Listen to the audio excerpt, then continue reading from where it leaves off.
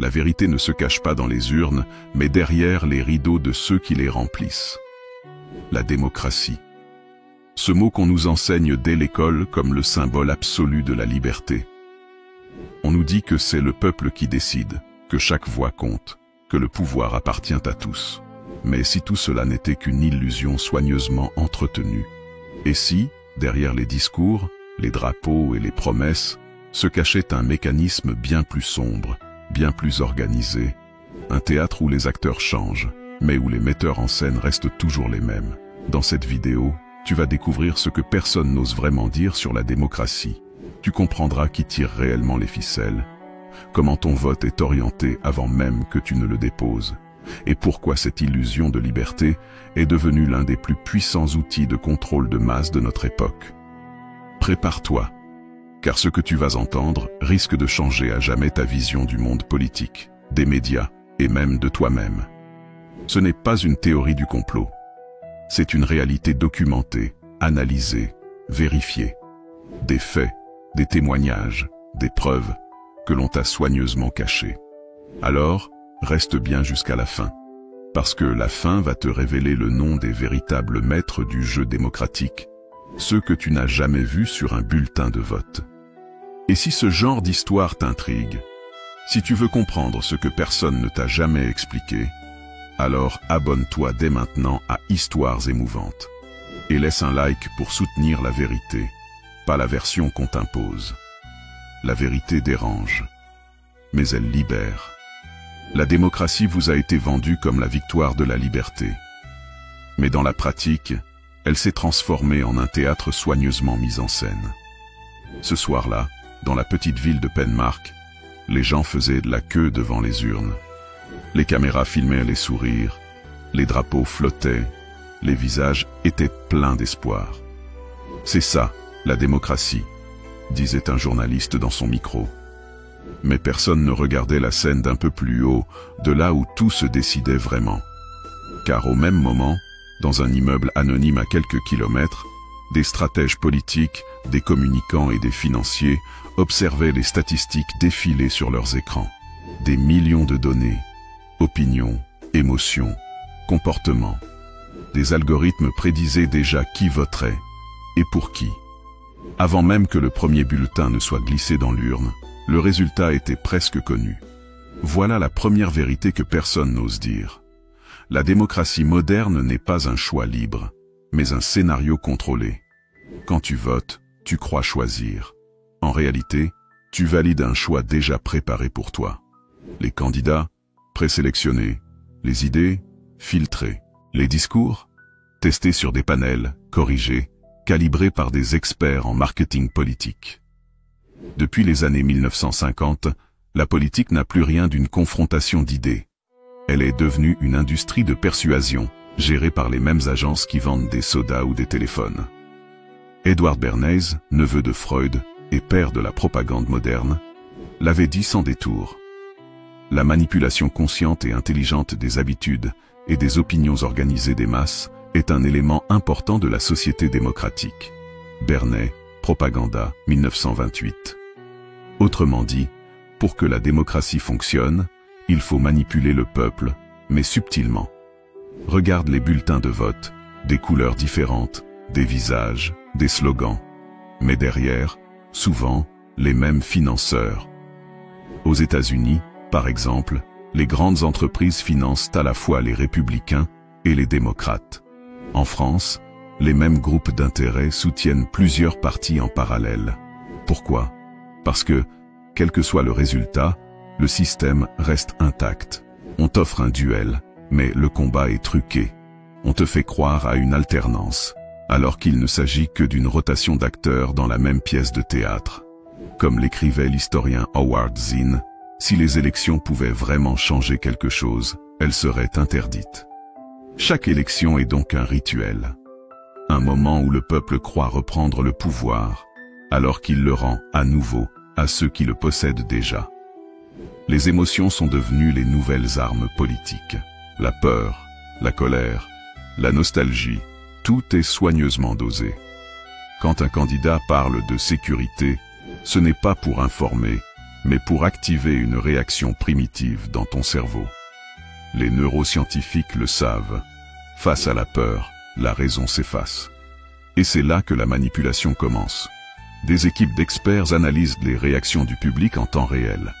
Des capteurs, des tests A/B, des algorithmes prédictifs permettent de savoir quel mot déclenche quel vote. Chaque phrase de campagne est pensée comme une molécule chimique, dosée, testée, perfectionnée. Ce n'est plus de la politique, c'est de la programmation mentale. Source: Alexander Nix, PDG de Cambridge Analytica. Témoignage, Channel 4, 2018. L'affaire Cambridge Analytica a révélé que les données de millions d'utilisateurs de Facebook avaient été exploitées pour orienter leurs opinions politiques. Mais cette affaire n'était que la pointe de l'iceberg. Aujourd'hui, cette ingénierie émotionnelle est partout. Dans les discours, les publicités, les médias, les séries et même les jeux vidéo. Les médias jouent un rôle clé dans cette mise en scène. Ils sont le cœur antique de cette tragédie moderne.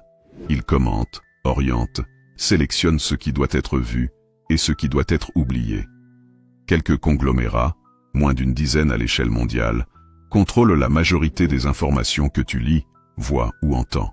En France, 9 milliardaires détiennent plus de 90% de la presse nationale. Le pluralisme n'est plus qu'une façade, plusieurs voix, un seul message. Et les journalistes, souvent prisonniers de leur rédaction, doivent obéir aux lignes éditoriales décidées plus haut. Le résultat? Une opinion publique construite, formatée, façonnée. Source: Reporters sans frontières, classement mondial de la liberté de la presse, 2024. Ce que tu crois penser vient souvent de ce que tu as entendu. Et ce que tu entends vient de ceux qui détiennent les médias. La boucle est bouclée. Tout commence très tôt. Dès l'école, on t'enseigne la citoyenneté, le respect du vote, la responsabilité civique. Mais jamais on ne t'explique comment fonctionne réellement le pouvoir. Jamais on ne te dit que les programmes politiques sont écrits en collaboration avec des lobbies. Jamais on ne te montre que les grandes orientations économiques sont décidées dans des cercles fermés. Le G7, la Commission européenne, le Forum de Davos. L'école t'apprend à être un bon citoyen, pas un esprit libre. Elle t'apprend à voter, pas à douter. Elle te prépare à jouer ton rôle dans le spectacle démocratique, sans jamais chercher à en comprendre la mise en scène. Source: Noam Chomsky, Manufacturing Consent, 1988. Pendant que les foules débattent sur les réseaux sociaux, les décisions importantes se prennent ailleurs, dans les conseils d'administration, les institutions financières, les cercles d'influence. Les grandes multinationales dépensent des milliards chaque année pour influencer les politiques publiques. Les lois sont souvent rédigées directement par leurs juristes. Les candidats indépendants deviennent, une fois élus, les instruments dociles de ces intérêts économiques. Et quand un dirigeant tente de s'en affranchir, il est rapidement neutralisé. Campagne médiatique, pression financière, crise opportune. La démocratie n'est donc plus qu'un décor. Derrière le rideau, le capital gouverne. Source: lobbyfact.eu. Transparency International, 2023. Chaque vote, chaque élection, chaque promesse repose sur un mensonge fondamental, celui de la souveraineté populaire. On te dit que le peuple décide. Mais le peuple ne décide que dans le cadre qu'on lui impose. Tu ne choisis pas les règles du jeu. Tu ne choisis pas qui a le droit de se présenter. Tu ne choisis pas ce qui est considéré comme possible ou réaliste. Et si tu veux contester le système, alors on t'étiquette populiste, complotiste, dangereux. Le véritable pouvoir ne se présente jamais au suffrage universel. Jacques Ellul, sociologue et penseur critique. Derrière chaque élection, il y a des conseillers invisibles, des stratèges, des donateurs, des think tanks. Ce sont eux qui écrivent les dialogues, dessinent les scénarios et distribuent les rôles. Le peuple, lui, applaudit ou hue, sans savoir que la pièce a déjà été répétée 100 fois. On croit vivre dans un monde d'opinion libre. Mais en réalité, nous vivons dans une matrice cognitive, où chaque émotion est prévue, chaque réaction anticipée. Ce n'est pas un hasard si tous les débats télévisés finissent par les mêmes phrases. Il faut relancer la croissance, la sécurité d'abord, l'Europe est notre avenir. Ce sont des scripts, des lignes apprises. Et toi, spectateur, tu crois encore que tu votes pour changer la pièce. Mais non. Tu votes pour qu'elle continue. Pourtant, une brèche s'ouvre. De plus en plus de gens commencent à voir les ficelles. Certains quittent la salle. D'autres se lèvent et refusent de jouer. Les réseaux indépendants, les chercheurs libres, les documentaristes courageux dévoilent les coulisses. Et c'est peut-être ça, la vraie démocratie, celle qui commence quand les citoyens cessent d'y croire aveuglément. On t'a appris à choisir, mais jamais à comprendre ce que tu choisis. Le plus grand tour de magie jamais accompli par les puissants n'est pas d'avoir volé le pouvoir au peuple. C'est de lui avoir fait croire qu'il l'avait toujours. Depuis les débuts de la démocratie moderne, chaque siècle a vu naître ses propres illusionnistes, banquiers, industriels, stratèges de la communication, et plus récemment, les maîtres des données. Ils ne portent pas de couronne, ils n'ont pas besoin d'un trône. Leur royaume, c'est l'opinion publique. Leur sceptre, c'est l'information. Ceux qu'on appelle aujourd'hui les élites ne dirigent pas directement. Ils orientent, influencent, façonnent. Ils n'imposent rien. Ils suggèrent, et la suggestion devient croyance. Pour comprendre comment les élites contrôlent sans gouverner, il faut remonter à un siècle en arrière. Année 1920, États-Unis. Un homme du nom d'Edward Bernay, déjà cité plus tôt, comprend une chose fondamentale. Les masses ne veulent pas la vérité, elles veulent du sens. Il écrit « Le consentement des masses doit être fabriqué, car dans une société complexe, la manipulation devient une nécessité. » Propaganda, 1928. Ce concept, fabriquer le consentement, deviendra la base de toute démocratie moderne. Ce n'est plus la force qui soumet, mais l'opinion façonnée. Les dirigeants, les médias, les experts, les publicitaires, tous jouent à leur partition dans cette symphonie invisible. Ils n'ont pas besoin d'imposer leurs idées. Il leur suffit de rendre les idées opposées impensables. Derrière chaque discours politique, chaque réforme, chaque mot que tu entends à la télévision, il existe un lieu où tout est conçu. Les think tanks. Ces laboratoires d'idées sont présentés comme des centres de recherche indépendants. En réalité, ils sont souvent financés par des multinationales, des banques ou des fondations privées. Leur rôle ? Définir les thèmes acceptables du débat public. Produire des rapports qui influenceront les politiques nationales. Former les futurs dirigeants à penser dans le cadre. Par exemple, le Council on Foreign Relations, CFR, aux États-Unis, le Brookings Institution, ou encore la Trilateral Commission. Tous ont un point commun. Ils rassemblent les décideurs économiques et politiques du monde entier, souvent loin du regard du public. Ces organisations écrivent, sans jamais se présenter aux élections, le script des politiques mondiales. Et les gouvernements, quels qu'ils soient, ne font souvent qu'en appliquer les chapitres. Source: David Rockefeller, discours devant la Trilateral Commission, 1991. Quelque chose de plus grand que la souveraineté nationale se construit, et nous y travaillons tous en silence. Le pouvoir moderne ne se prend plus, il se diffuse. Et la diffusion passe par les médias. Loin d'être de simples relais d'information, les grands médias sont devenus les architectes de la perception. Leur mission, construire le réel. Ils ne te disent pas seulement ce qu'il faut penser, mais à propos de quoi il faut penser. Quand une crise éclate, ils décident des mots. Une guerre devient une opération spéciale. Une émeute devient une manifestation isolée. Un scandale devient un dysfonctionnement. Ces mots ne sont pas choisis au hasard. Ils forment un code. Et ce code façonne la réalité. Source: George Orwell, Politics and the English Language, 1946. L'objectif n'est pas de te mentir frontalement. Il est de te donner une version du monde qui te semble raisonnable, acceptable, logique, même si elle est fausse. Aucune émotion n'est plus efficace que la peur pour soumettre les masses.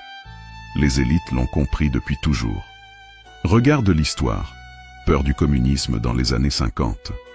Peur du terrorisme dans les années 2000. Peur de la crise économique, puis écologique.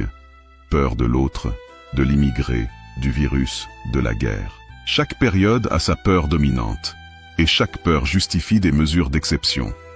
Et une fois la peur installée, le peuple réclame lui-même sa propre soumission. Les gens renonceront à leur liberté si on leur promet la sécurité. Benjamin Franklin. Les médias amplifient ces émotions. Les politiciens les recyclent. Les multinationales en profitent.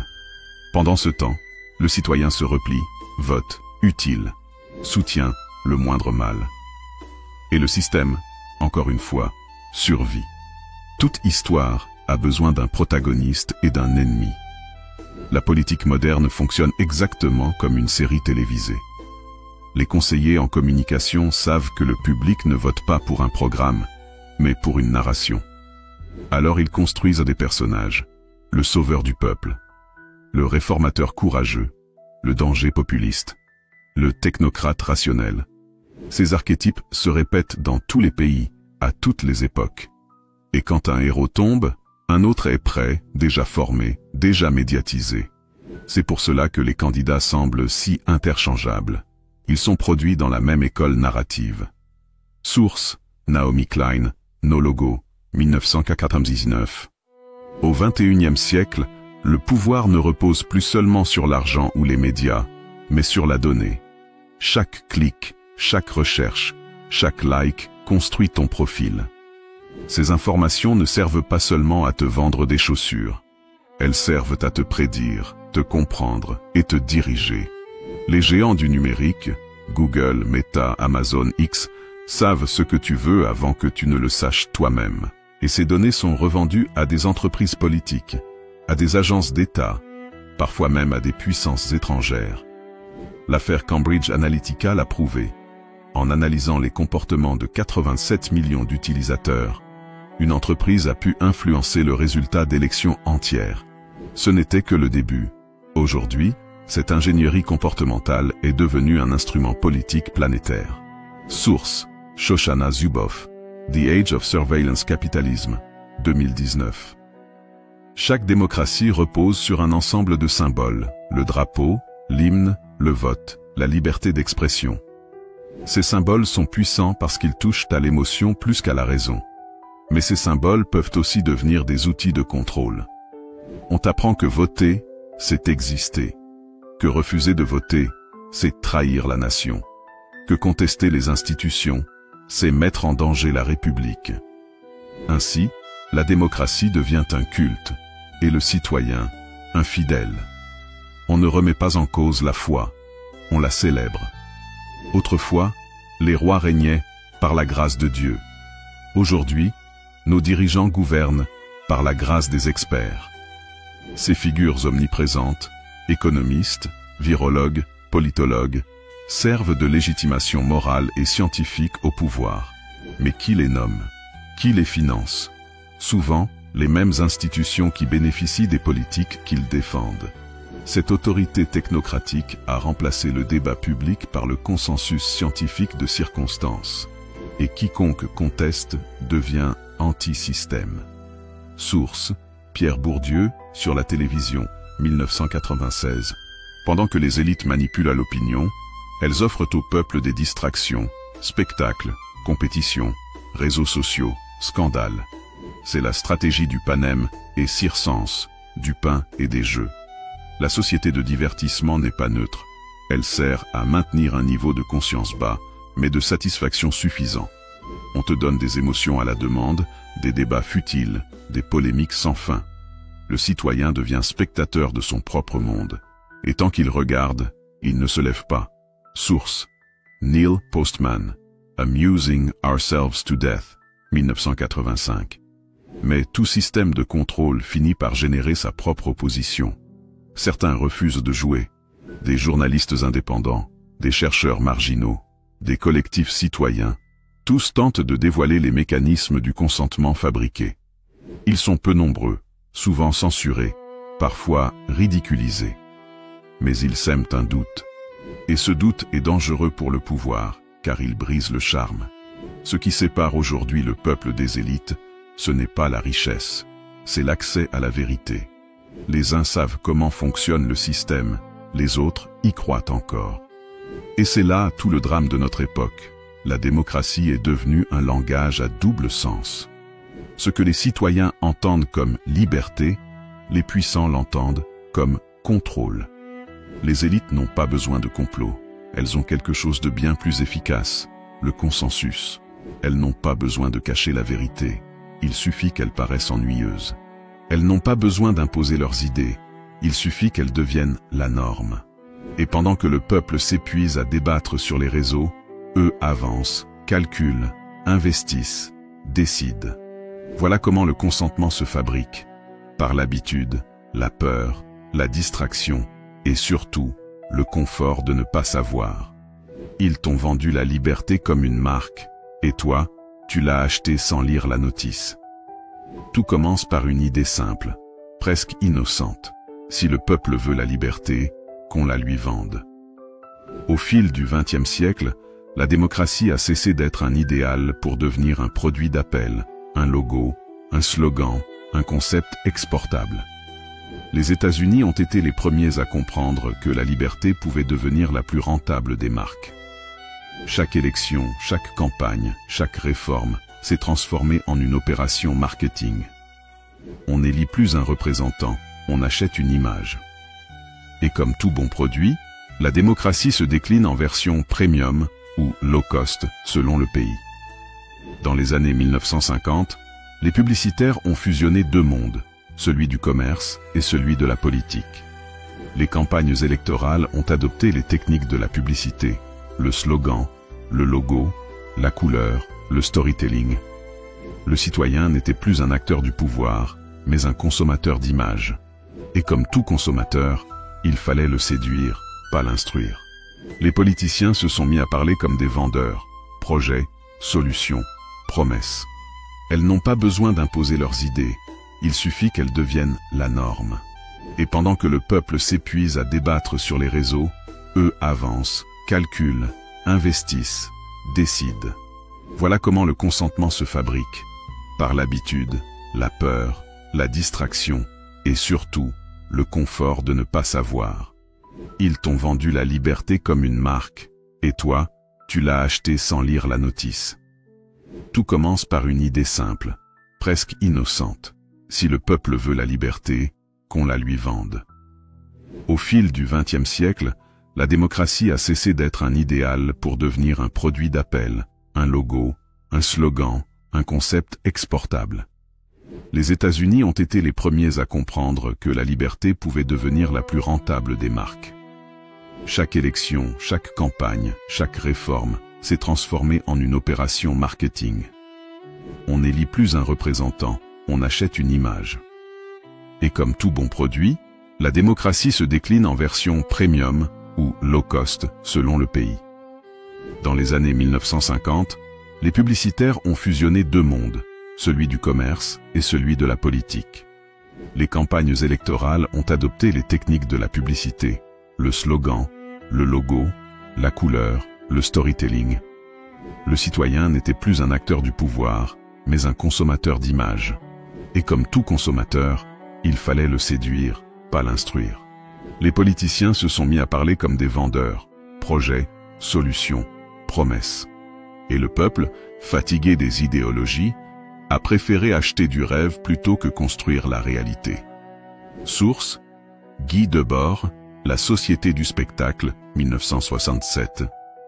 Debord l'avait prophétisé. Tout ce qui était directement vécu s'est éloigné dans une représentation. Les instituts de sondage sont devenus les oracles modernes.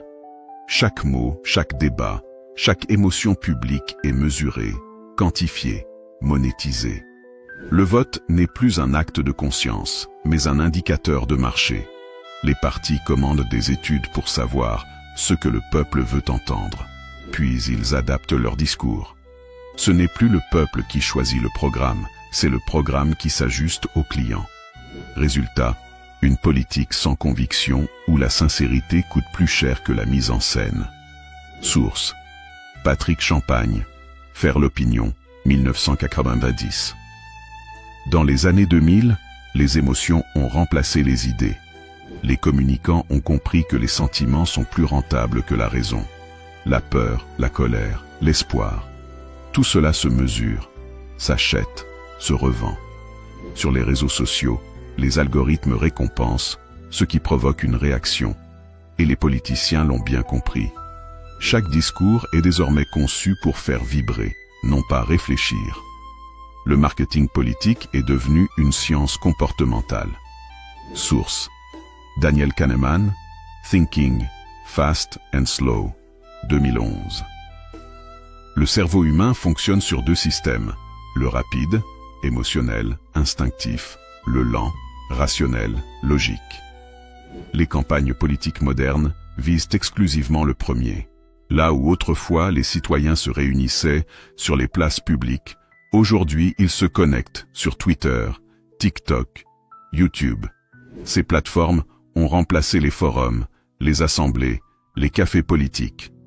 Mais ne t'y trompe pas, elles ne sont pas neutres.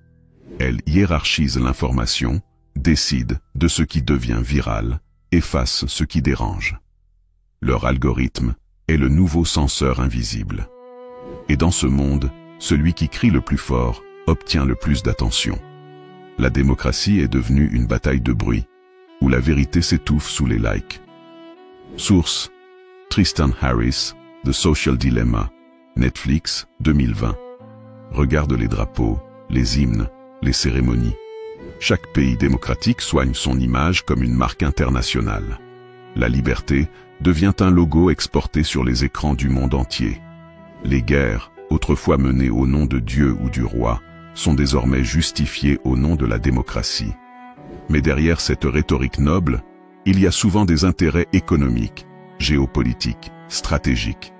Le mot démocratie est devenu l'argument de vente du pouvoir, et celui qui ose en douter est aussitôt marginalisé. Source: John Perkins, Confessions of an Economic Hitman, 2004. Les grandes industries de l'attention savent que le cerveau humain adore les boucles de récompense, notifications, likes, partages, dopamine. Le citoyen devient esclave de son propre plaisir instantané. Pendant ce temps, les débats de fond disparaissent. La complexité est remplacée par le slogan, la réflexion par l'émotion, le long terme par la réaction immédiate. Et le pire, c'est que cette hypnose est volontaire. Les gens préfèrent l'illusion du pouvoir, un clic, un post, un vote, plutôt que le poids de la responsabilité. Les gens ne veulent pas être libres, ils veulent être confortablement esclaves. Aldous Huxley, Brave New World Revisited, 1958. Les mots sont devenus des pièges. Les discours politiques utilisent des expressions qui semblent évidentes, mais qui ne veulent plus rien dire. Valeurs républicaines, intérêt général, réforme nécessaire. Ce langage hypnotique endort l'esprit critique. On croit comprendre, mais on ne pense plus.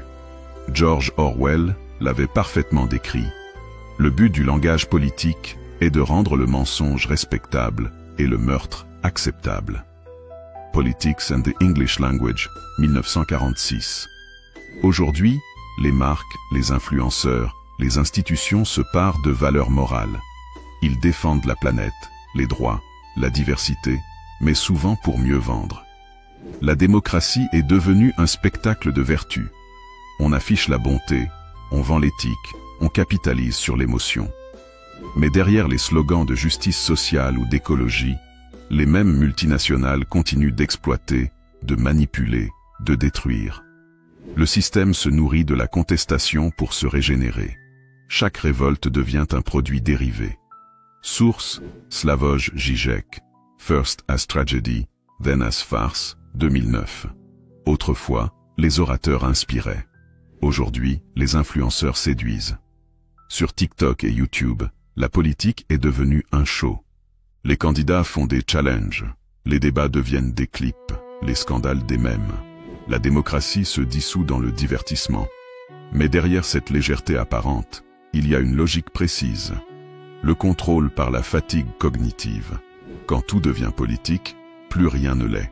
Et pendant que tu scrolles, le monde change, sans toi. Chaque gouvernement promet le changement.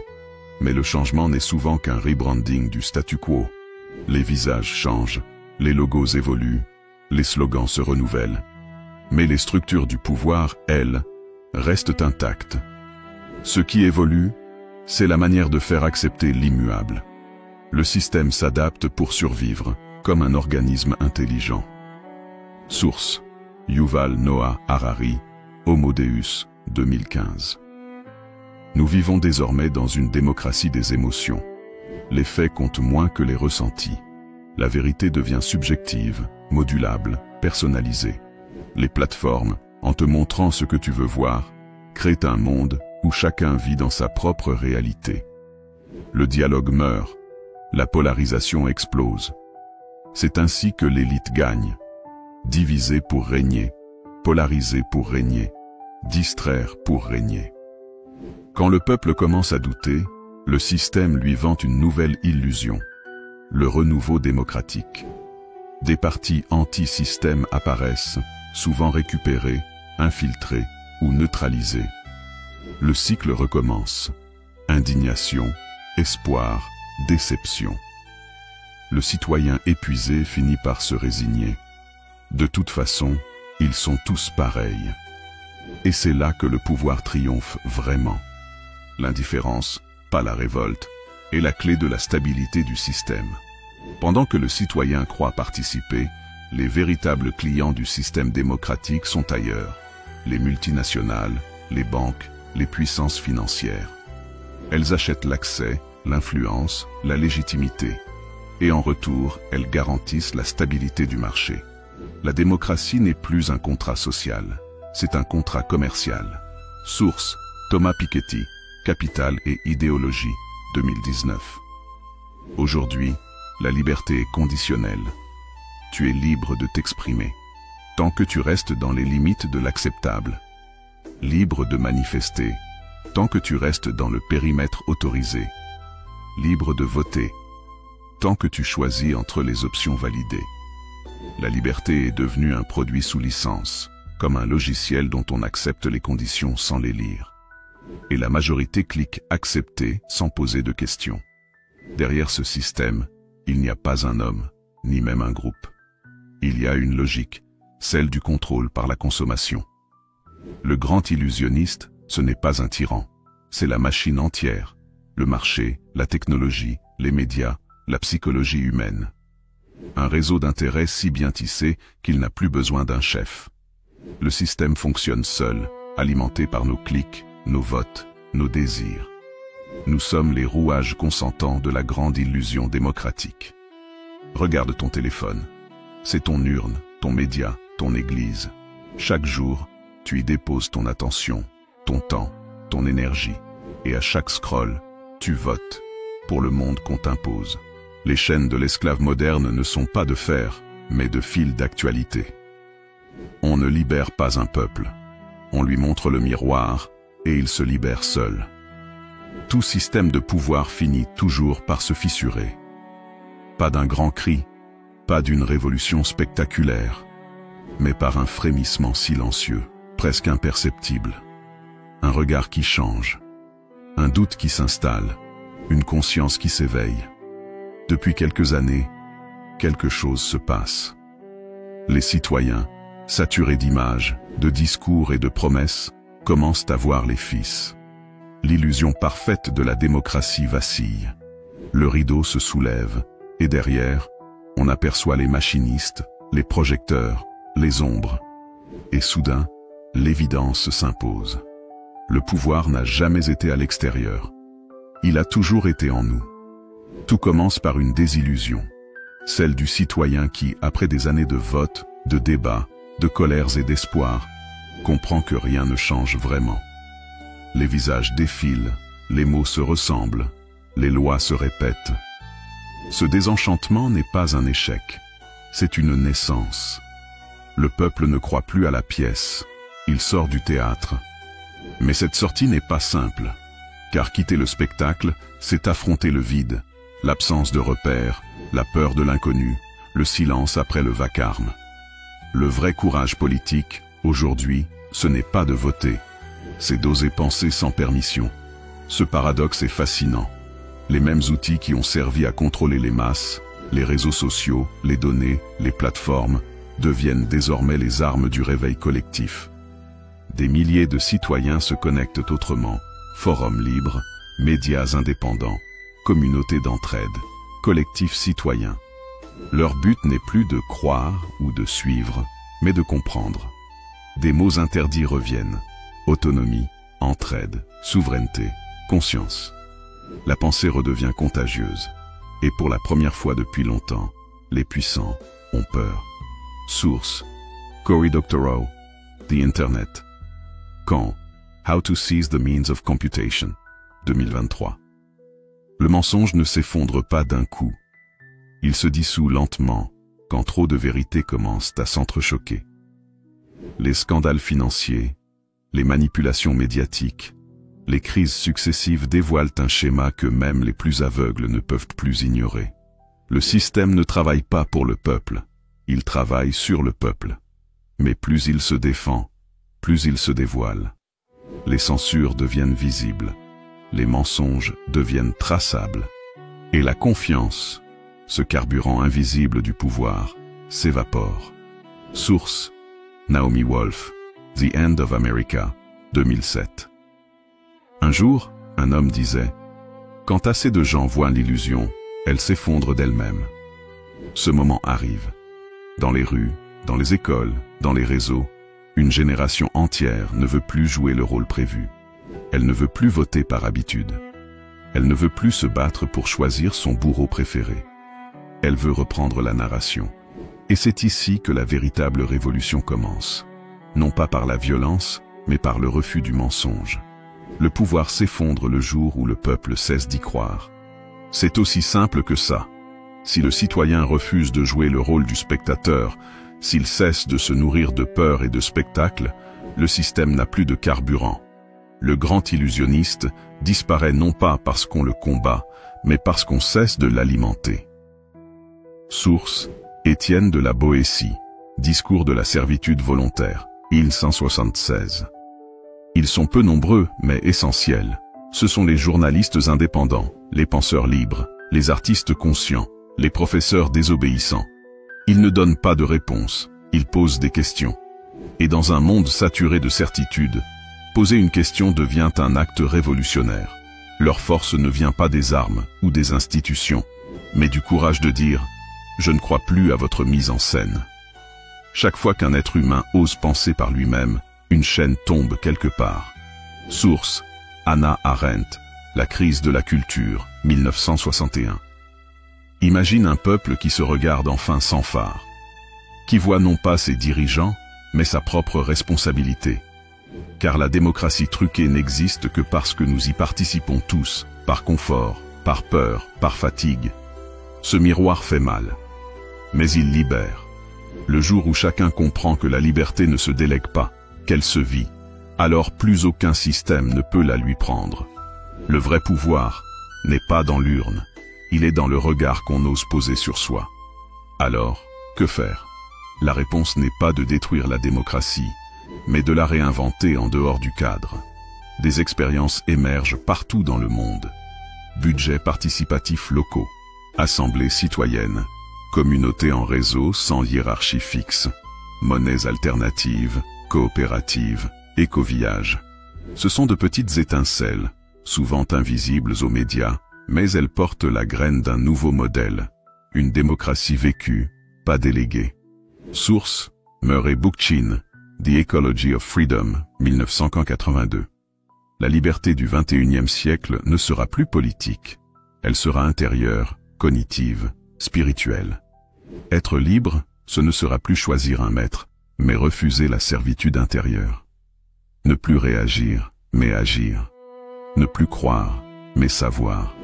Ne plus subir, mais créer.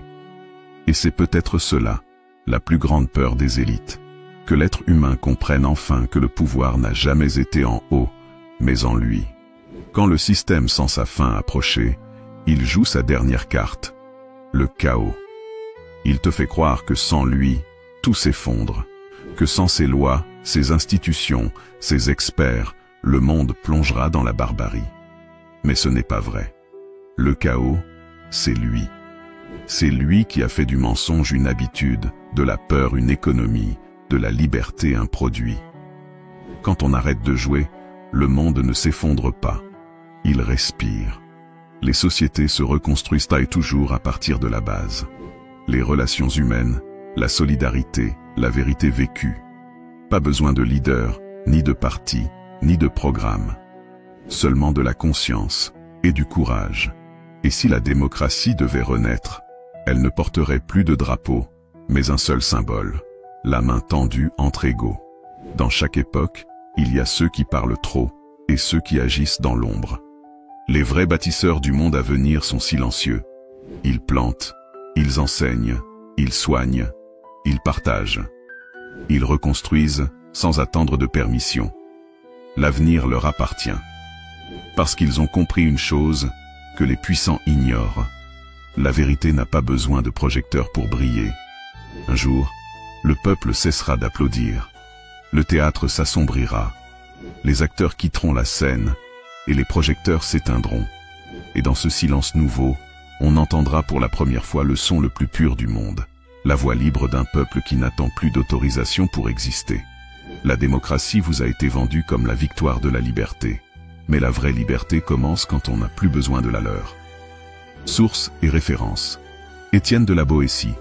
Discours de la servitude volontaire, 1576. Hannah Arendt.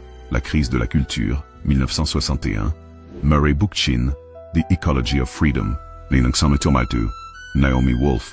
The End of America, 2007. Cory Doctorow. The Internet. Kahn. How to Seize the Means of Computation, 2023. Aldous Huxley.